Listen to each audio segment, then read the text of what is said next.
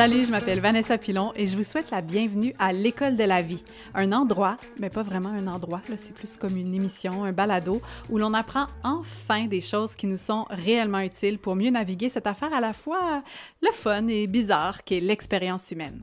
Bon épisode? Ouais, le bon épisode, je suis pas sûre.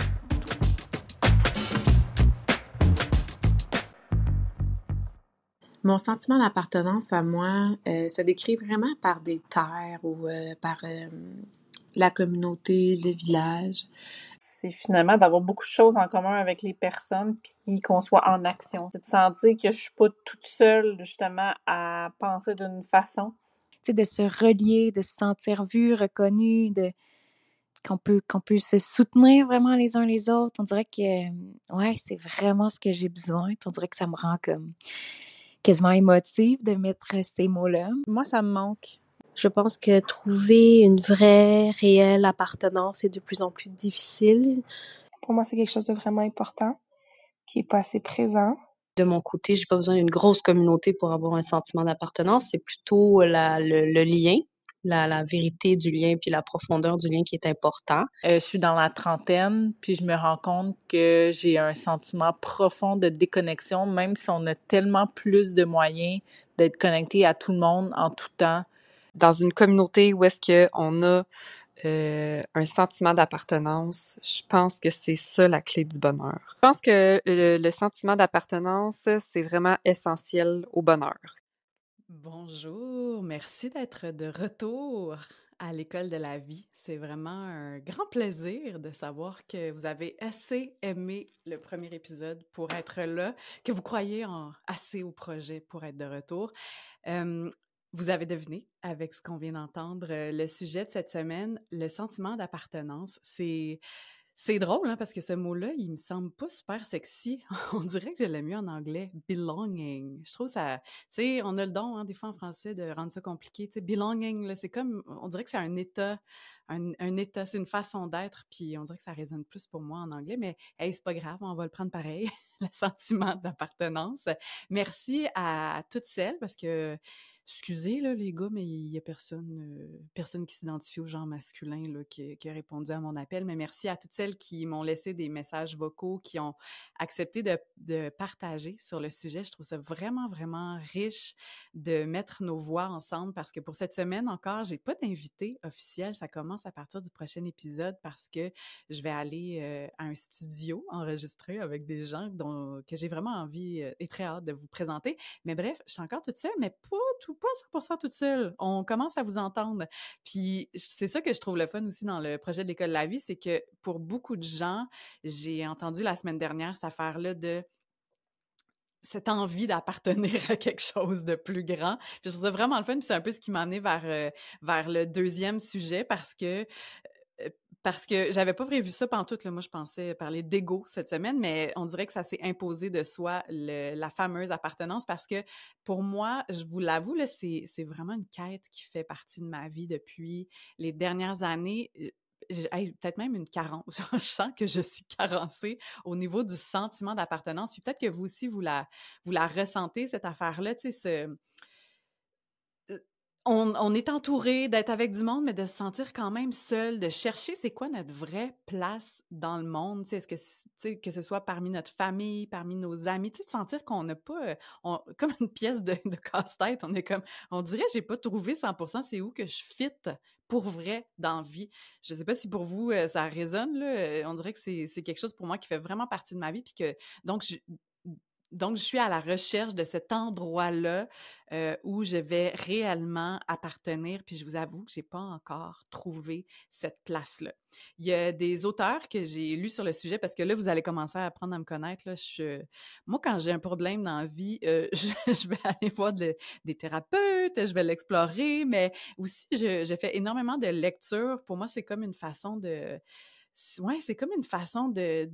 d'ouvrir des nouveaux chemins dans ma tête, que de connecter avec des nouvelles idées. Puis moi, l'appartenance, c'était comme une affaire que j'avais pas réglée. Fait que je me suis dit, je vais aller lire des livres sur le sujet. Puis il y a cette phrase-là qui avait vraiment beaucoup, qui m'avait un peu de semer, hey, c'est quoi l'expression, coudonc, la puce à l'oreille, sonner la puce à l'oreille, donner la puce à l'oreille. En tout cas, ça avait comme sonné une petite cloche. Regarde, c'est ça que je vais dire à la place.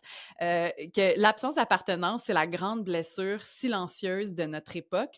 Puis là, je ne veux pas rentrer dans les gros clichés de dire qu'on est dans une crise de santé mentale, qu'on est de plus en plus isolés les uns des autres, mais Gad va le dire pareil, c'est quand même ironique ce qui se passe en ce moment à notre époque, c'est qu'on est plus connectés que jamais à travers toutes sortes de moyens technologiques, mais la réalité, c'est qu'on est plus déconnecté et on se sent plus seul qu'on ne l'a jamais été auparavant.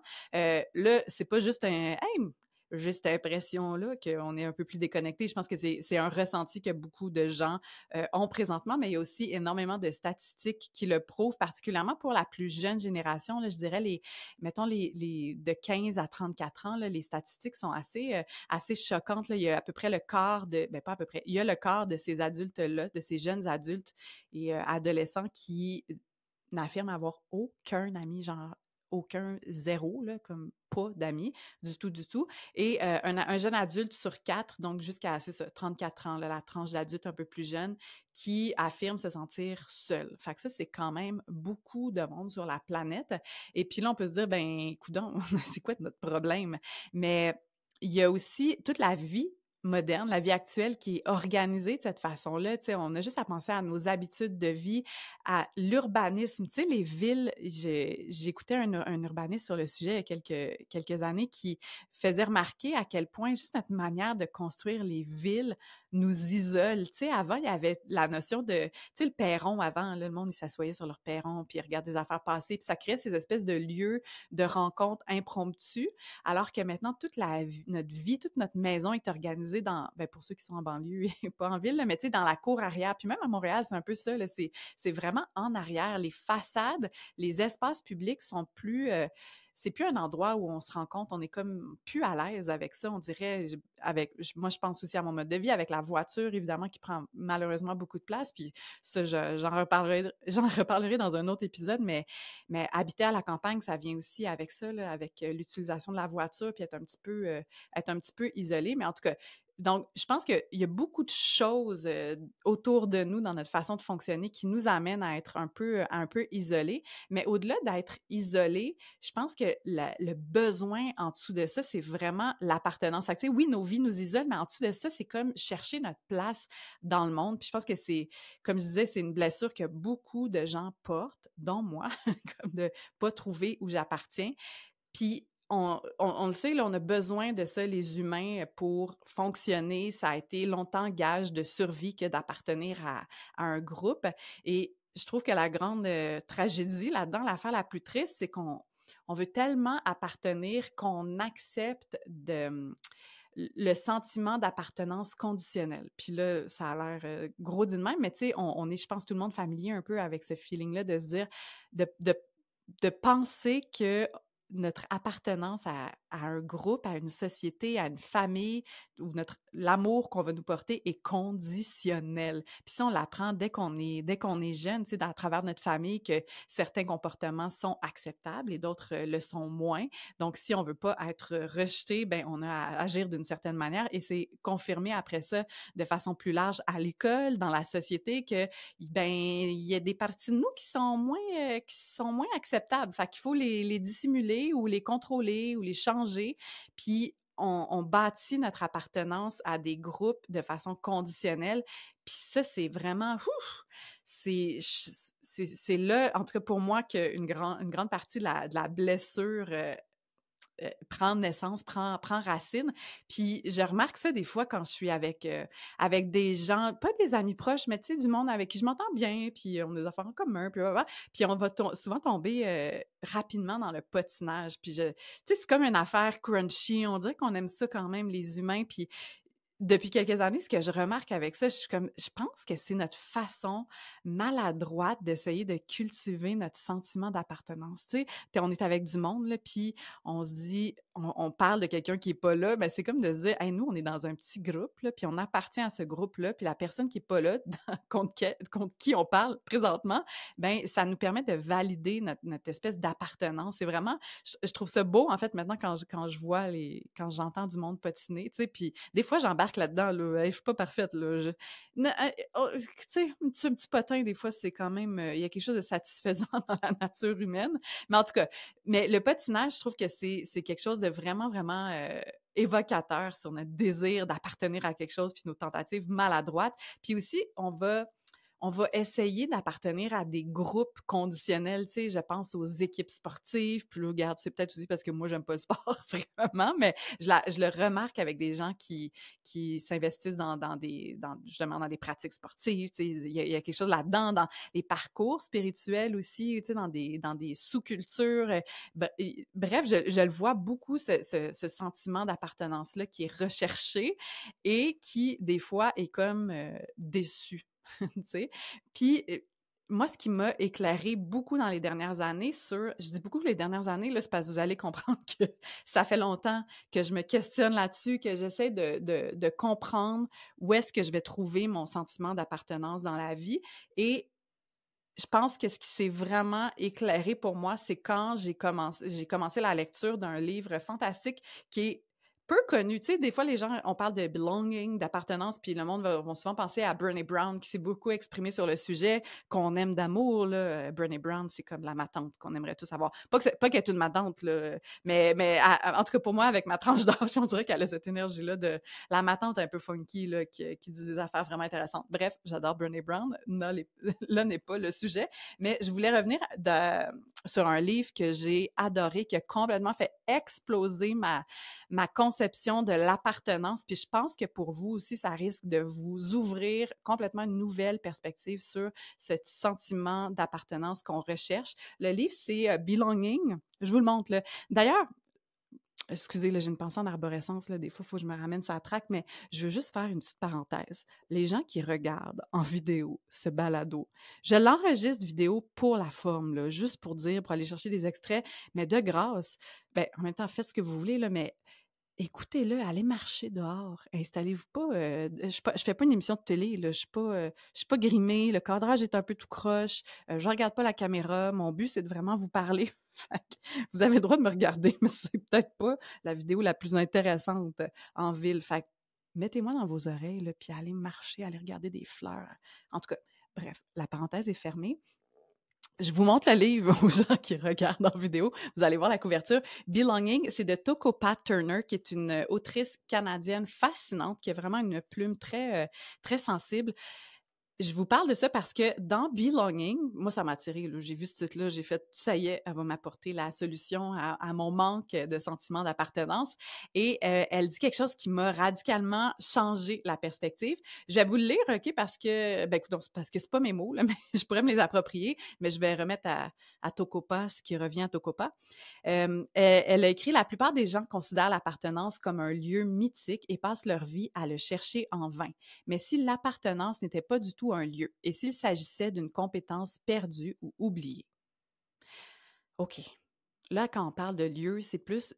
Moi, la manière dont je l'interprète, c'est... je pense qu'on cherche l'appartenance dans un groupe, dans quelque chose d'extérieur à nous, dans une place où on va arriver un jour, une commune, une communauté, whatever. Mais en fait, et si c'était plutôt quelque chose qu'on devait développer en soi?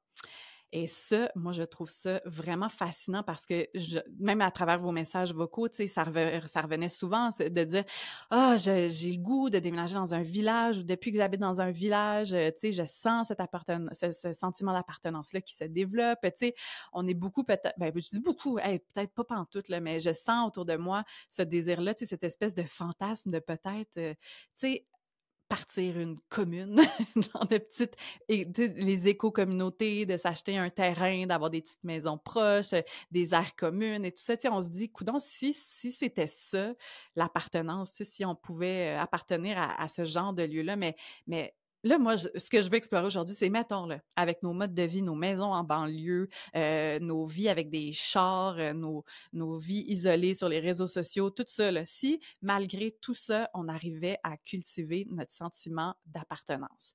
Fait que là, comment est-ce qu'on fait ça, cultiver des habiletés peut-être oubliées qui peuvent nous mener au sentiment d'appartenance, peu importe les circonstances? Je vous donne des petites pistes. Ce que j'ai trouvé à date, là, mais en fait, mes réflexions par rapport à ça, il y en a une qui part évidemment de notre cher Brené Brown, qui a écrit des livres sur le courage d'être soi, sur la vulnérabilité. Vous la connaissez probablement. Et elle dit que l'appartenance, ça passe par justement le courage d'être vulnérable. Donc, le courage de vraiment être soi, puis d'affronter cette peur-là d'être rejeté, parce que c'est ça qui nous empêche ultimement d'être nous-mêmes dans la vie, donc 100% nous. Comme j'ai dit il y a quelques minutes, c'est cette peur-là que si on se montre au complet, toutes nos facettes, même celles qui sont peut-être considérées moins acceptables dans la société ou moins agréables, ben accepter qu'on va peut-être être rejeté. Tu sais, c'est cette peur-là qui nous empêche d'être soi. Fait que d'aller en nous, là, puis d'aller aimer nous-mêmes ces parties-là, parce que l'appartenance, c'est aussi comme ça part de nous autres, notre sentiment d'appartenance en nous. Je sais pas si c'est clair, mais tu sais, est-ce qu'on est capable d'appartenir à ce paysage intérieur-là qui est le nôtre, avec toutes les facettes, toutes les parties, moi je les appelle souvent mes parties, là, tu sais, ma partie qui est un peu plus contrôlante, ma petite partie qui est bien broyarde, ma partie, tu sais, fait que d'aller appartenir à cette gang-là qui est multiple à l'intérieur de nous, puis être capable de les montrer au monde, tu sais. Puis ça, c'est pas évident, c'est pas évident. Il y a pas beaucoup de gens qui osent faire ce travail-là de l'acceptation radicale de soi, là, tu sais. Fait que, bref, le courage d'être soi comme première étape vers être capable d'appartenir, tu sais, la vraie appartenance, là. Fait que, première piste. L'autre, c'est s'ouvrir à notre capacité à recevoir, parce que je pense que de la peur d'être rejeté ou d'être déçu ou que nos besoins soient pas entendus du groupe auquel on souhaite appartenir ou on a l'impression d'appartenir, ben ça fait en sorte qu'on a de la misère à recevoir. Tu sais, moi, je me rends compte que quand les gens posent des gestes généreux à mon égard, bien souvent, il y a comme une espèce de méfiance. Ou quand on m'offre de l'aide, je sais pas si vous avez dit ça souvent, là, mais moi, c'est comme mon réflexe automatique.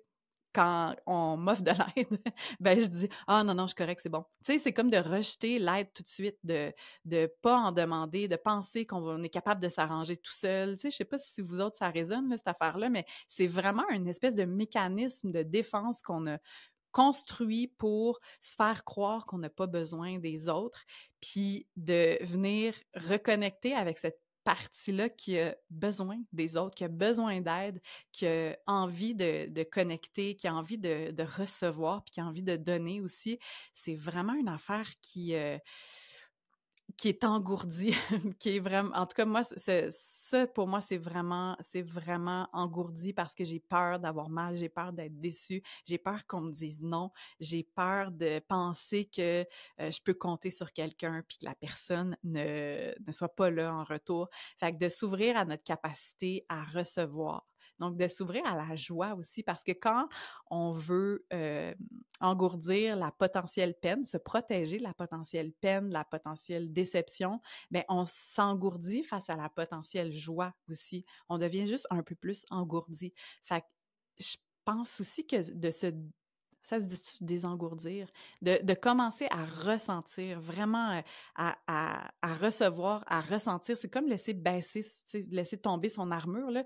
Puis je pense que je l'ai vécu full pin devant les médias sociaux la semaine dernière, parce que quand j'ai lancé mon balado, tout imparfait soit-il, avec toute ma vulnérabilité d'humain qui fait on dirait que là, je m'autorise à être vue pour la première fois au complet. Mais après ça, quand je recevais vos messages, d'ailleurs, j'ai pas eu le temps de répondre à tout le monde, mais merci à tous les gens qui ont pris le temps de m'écrire des aussi belles choses, ben de recevoir cette vague d'amour-là, c'était comme si j'étais pas outillée à la recevoir. C'est comme s'il y a une partie de moi qui bloquait l'amour, genre la reconnaissance.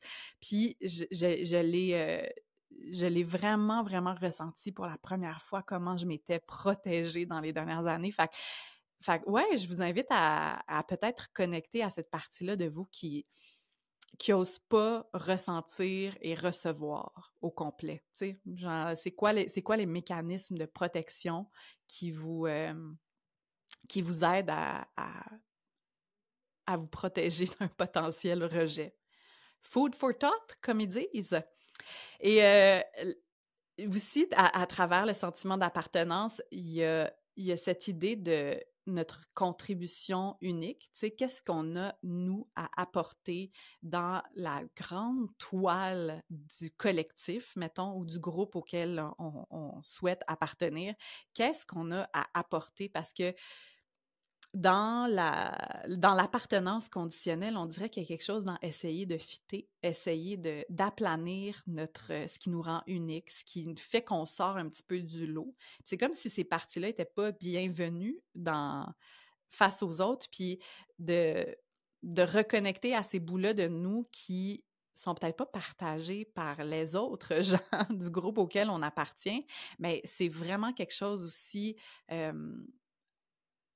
quelque chose qui rend mal à l'aise, je pense, au départ. C'est comme de se dire, OK, même si ça fit avec aucune personne autour de moi dans ce groupe-là, ben, est-ce que je suis capable d'arriver puis de savoir que ma propre vibration, ma propre genre signature vibratoire va juste rajouter au collectif. Tu sais, je vois ça comme une chorale. On a chacun notre petit thème de voix, notre petite vibration qui est vraiment unique puis qui, tout seul, fit peut-être pas. Moi, parenthèse, je pense que je chante pas très bien. Fait que de chanter tout seul, ça m'effraie. Mais quand je me mets à chanter avec une gang, je vois comment ma petite voix là, peut juste venir enrichir puis rajouter des dimensions à une chorale, mettons, à une voix commune. Fait que, tu sais, de voir c'est quoi la vibration, c'est quoi que je veux apporter, que je peux apporter aussi, qui est vraiment, vraiment unique. Fait que ça, je trouve ça aussi intéressant de, tu sais, est-ce que notre appartenance, ça passe aussi par oser être au complet puis apporter tout ce qu'on est à un groupe ou en tout cas dans le collectif même de façon plus large. Et l'autre point, en tout cas, qui pour moi est genre le plus gros obstacle à l'appartenance, en tout cas le point majeur pour moi que je suis encore en train d'explorer puis de cultiver, c'est de prendre conscience de notre réciprocité avec l'environnement dans lequel on est, puis d'accepter d'être redevable, tu sais, parce que, tu sais,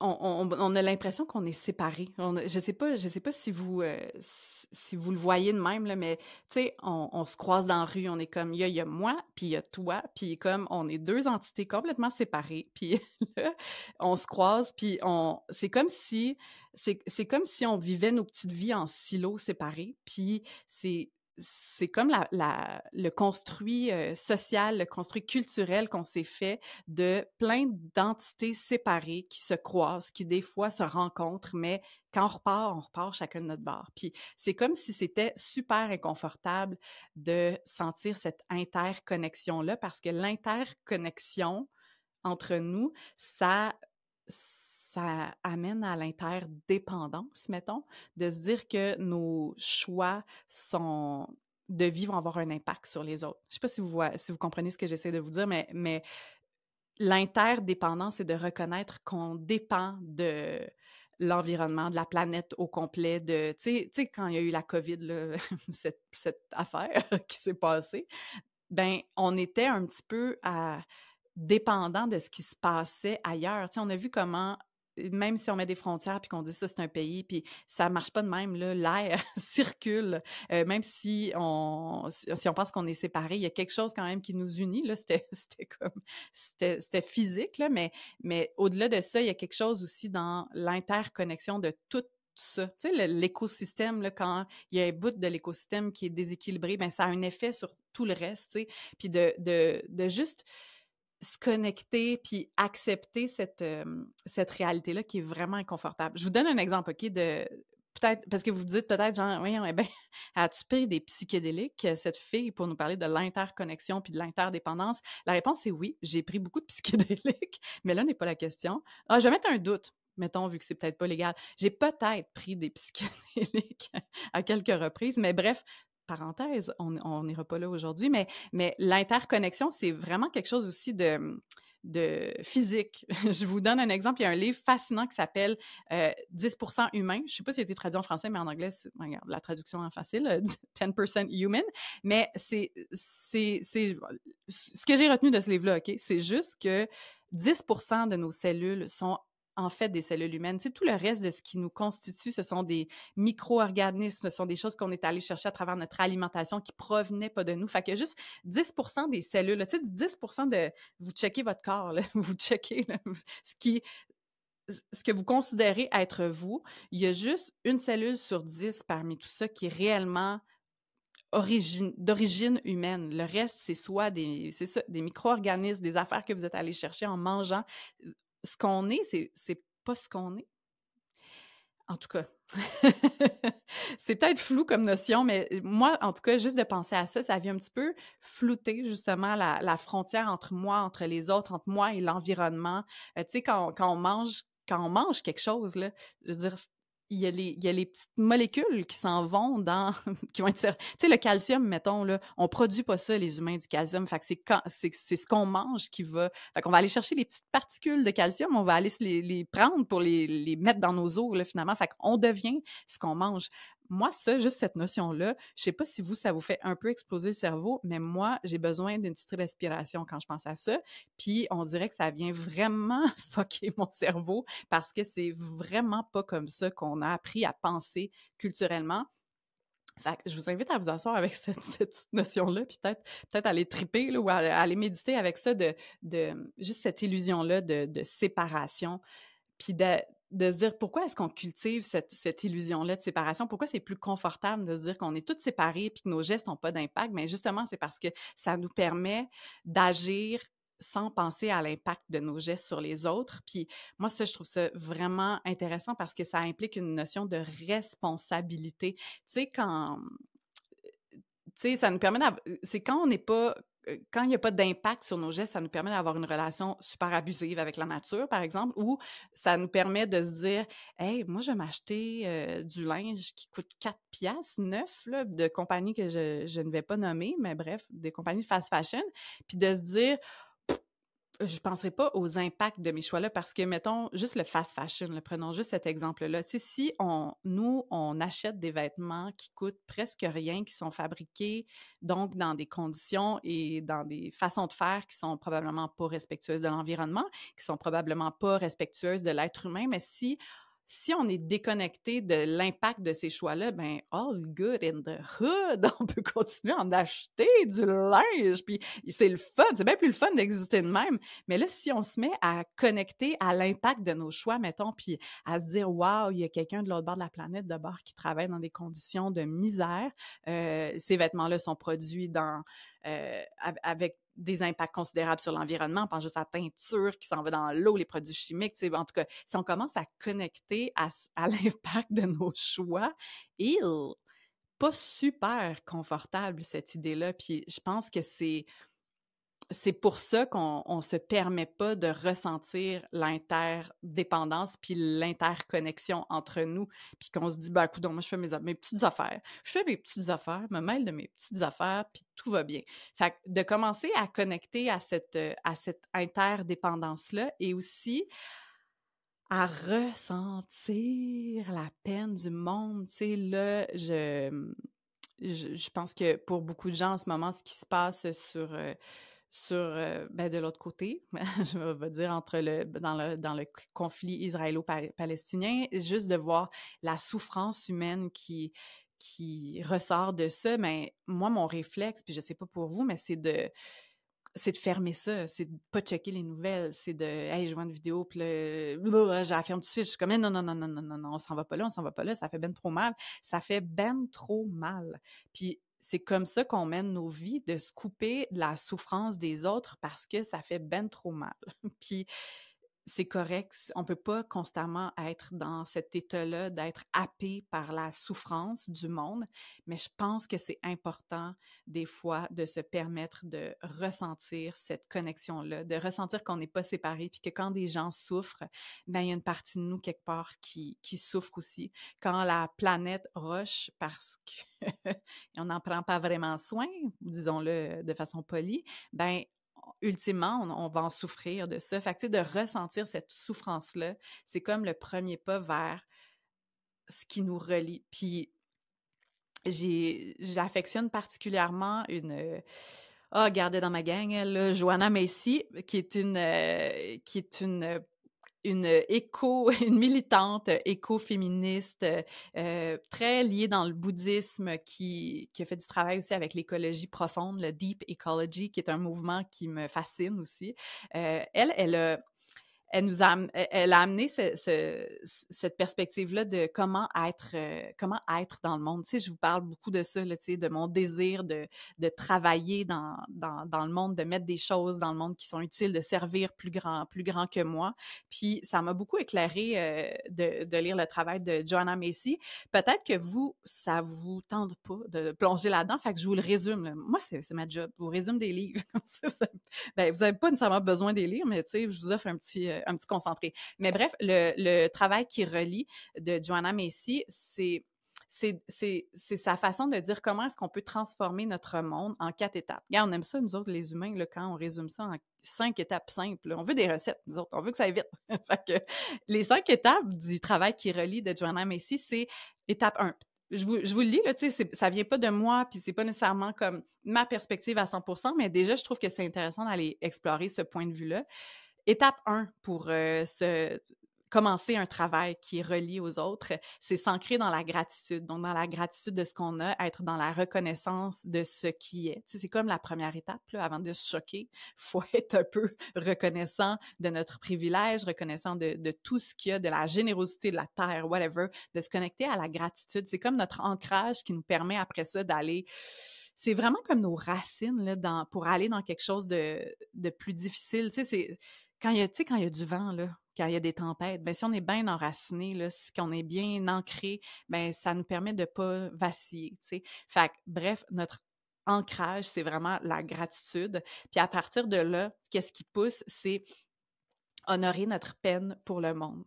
Ce que je viens de vous décrire, tu sais, honorer se permettre de ressentir puis d'honorer qu'on ressent de la peine pour le monde dans lequel on vit, pour les situations d'injustice.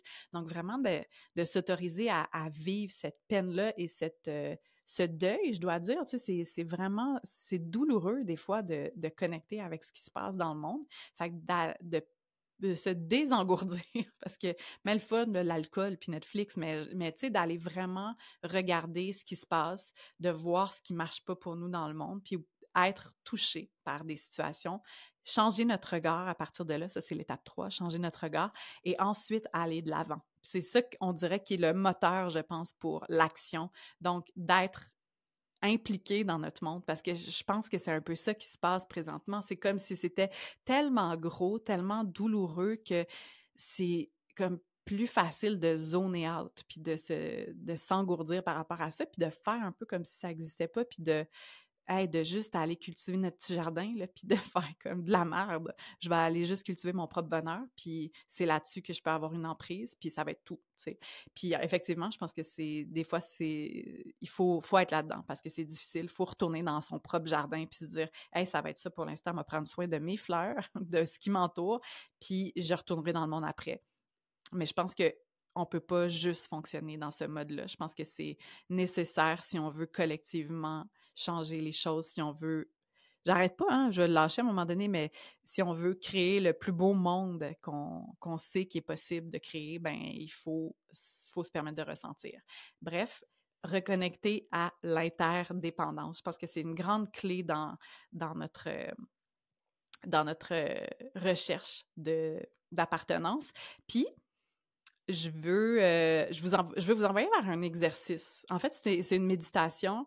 Je ne veux pas être la personne gossante qui va vous dire que la méditation, c'est un outil fantastique, mais je vais être la personne quand même gossante qui va vous dire que méditer, c'est vraiment un outil fantastique pour moi. Ça a changé ma vie et ça continue de changer ma vie.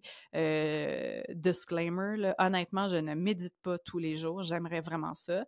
Il y a des moments où j'y arrive pas, puis en même temps, je le sais à chaque fois que c'est vraiment ça dont j'ai besoin. Mais bref, la méditation, c'est un outil cher dans ma petite poche. C'est gratis. On peut faire ça n'importe où. Je pense que c'est pour ça qu'on le sous-estime. Je pense que si ça coûtait cher, puis qu'il y avait des équipes marketing autour de la méditation, on trouverait ça probablement très intéressant. Mais bref, parce que c'est gratuit, puis que tout le monde peut faire ça, on se dit, coudonc, ça doit être plus compliqué que ça. Fait que c'est trop simple. Je ne prendrai pas la méditation dans mon coffre à outils. Méditation. Allez-y, la gang. Ceci étant dit, je vous offre un exercice. On ne va pas l'appeler méditation, on va le brander d'autre chose. On va dire visualisation. Peut-être ça, c'est plus sexy pour le monde qui haïsse la méditation. OK, exercice de visualisation.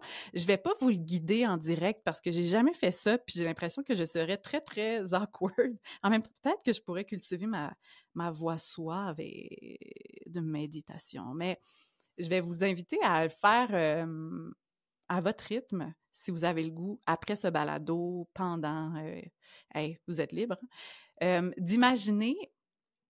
OK, attendez, je vais boire une gorgée d'eau, là, parce que c'est ça, je vais avoir la belle voix soivée quand même. Alors, la visualisation que je vous propose pour connecter à cette interdépendance-là entre les humains, c'est de vous fermer les yeux, faites le chemin qui vous permet d'être relax, là. On dirait, dans le fond, j'arrête pas de dire que je veux pas le guider de méditation, mais on dirait que ça me tenterait quand même. Je vais me pratiquer avant de vous faire subir ça. Mais bref, je vous résume l'exercice que je vous propose. À vous de l'essayer ou pas, mais d'imaginer, de fermer les yeux, puis d'imaginer, tu sais, avec beaucoup de précision, parce que c'est la visualisation. C'est ça, la gang, c'est pas de la méditation. La visualisation, de visualiser quelqu'un qui vous est cher, un membre de votre famille, un ami, une personne que vous aimez, puis, bon, de vraiment, là, tu sais, la faire apparaître devant vous et de lui souhaiter le fameux souhait bouddhiste là, que je vous traduis librement. Je ne sais pas si c'est la traduction exacte, mais tu sais, puisses-tu être heureux? Puisses-tu? C'est bizarre.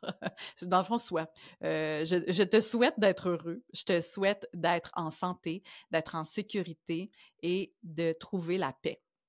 Fait que d'aller juste offrir ces souhaits-là à quelqu'un que vous aimez.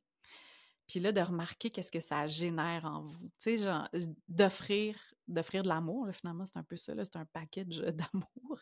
Fait que d'offrir de l'amour à quelqu'un, mettons, juste de ressentir qu'est-ce que ça vous fait en dedans. Puis là, après ça, d'imaginer cette personne-là que vous aimez, vous dire ces mots-là, tu sais, de vous souhaiter ces choses-là. Je te souhaite d'être heureuse.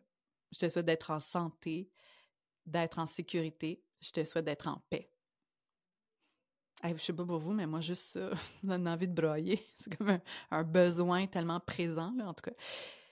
Et après ça, d'aller peut-être le faire avec quelqu'un, tu sais, soit que vous connaissez pas, genre un inconnu, une personne qui est un peu anonyme, ou quelqu'un que vous croisez dans votre vie, là, mais tu sais, qui vous est comme quand même plutôt neutre, tu sais, pas quelqu'un que vous aimez, là, tu sais, le barista au café, je sais pas, quelqu'un que vous avez croisé tantôt, de refaire le même exercice, tu sais, de lui offrir ces souhaits-là, puis que cette personne-là que vous connaissez pas, imaginaire ou non, mais je vous conseille vraiment de mettre une face dessus, là, c'est plus efficace, qu'elle vous offre ces souhaits-là, puis de voir encore, d'explorer qu'est-ce que ça vous fait ressentir, et de pousser ça un petit peu plus loin, mettons, puis d'imaginer quelqu'un contre qui vous avez, tu sais, des gens là, avec qui on a une petite crotte sur le cœur, tu sais, quelqu'un soit que vous aimez pas, tu sais, ouais, c'est ça, une personne, là, on en a toutes dans notre vie, hein,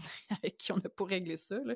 Si c'est pas le cas, si vous aimez tous les êtres humains, méchant FR, kudos à vous, mais moi, j'aime tous les humains, mais il y a quand même des gens avec qui j'ai une petite crotte encore. Fait que on imagine cette personne-là et on fait le même exercice, tu sais, de lui souhaiter ces beaux souhaits qui n'impliquent à rien, hein. Comme, je te souhaite d'être heureux, Je te souhaite d'être en santé, d'être en sécurité, d'être en paix et que cette personne que vous n'aimez pas, si vous imaginez qu'elle vous envoie ces souhaits-là, qu'est-ce que ça vous fait en dedans? Qu'est-ce qui se passe en dedans? Y a-t-il quelque chose qui commence à se délousser? Y a-t-il quelque chose qui s'ouvre? Vivez-le, on s'en reparle, mais de commencer à instaurer cette façon-là d'interagir dans la vie, puis d'avoir cette connexion-là entre nous, je pense que c'est quelque chose qui est très, très, très, très précieux, puis qui peut vraiment être le début de quelque chose de nouveau. Donc, je vous l'offre, je vous souhaite d'aller là-dedans, même si c'est un peu inconfortable. Puis, je vous souhaite aussi de trouver votre sentiment d'appartenance et de devenir vous-même la maison, l'appartenance que vous cherchez. Ça sonne vraiment cheesy, mais c'est un peu ça. Puis de pouvoir d'incarner le sentiment d'appartenance partout où vous allez, là, d'être ça pour d'autres gens, je pense que c'est là notre petite clé. C'est comme si c'était pas un endroit, c'était une façon d'être, puis de rencontrer des gens, des inconnus, du monde qu'on n'aime pas vraiment dans la vie, puis d'incarner ces qualités-là. Je pense qu'elle est peut-être là notre petite clé de sentiment d'appartenance, plus que dans une commune, dans une utopie extérieure à nous. Fait que de devenir un refuge, puis d'être dans cette qualité-là. Fait que c'est ça que je nous souhaite. C'est-tu la fin du balado, dans le fond? Je pense que oui. Je pense que ça finit de même cette semaine. Merci. Qu'est-ce que je vous fais comme souhait? Je vous les ai toutes fait, les souhaits. Je veux juste vous dire merci aux gens qui se sont rendus jusqu'au bout de cette affaire-là. C'est quand même niche de se dire « Hey, on part un balado solo sur le sentiment d'appartenance. » Donc, si vous êtes rendus jusqu'à la fin, grand merci. Grand merci aussi aux gens qui partagent les épisodes, qui mettent des 5 étoiles. Il y a ma partie première de classe qui est bien heureuse d'avoir des 5 étoiles. Mais au-delà de ça, c'est que ça aide dans les algorithmes à faire en sorte que le balado apparaît puis soit suggéré à d'autres gens. Puis ça m'aide à me donner du jus pour continuer à faire cette affaire-là. Gosser broche à foin chez nous. Mais je vous le dis, à partir du prochain épisode, il y a des invités et je déménage dans un studio accueilli et soutenu par les gens du Cool Club à Granby. Donc, on se revoit la semaine prochaine ou l'autre d'après. Je ne sais plus si je fais ça aux 2 semaines. C'est encore en construction, hein? Broche à foin, comme je vous disais, mais un beau broche à foin authentique. Alors, merci d'être là. Puis si vous expérimentez ma visualisation là, que je vous propose, envoyez-moi des petits vocaux, écrivez-moi, partagez-moi ce que ça vous a fait ressentir. Puis on continue là-dessus. OK? À bientôt! Whether you like it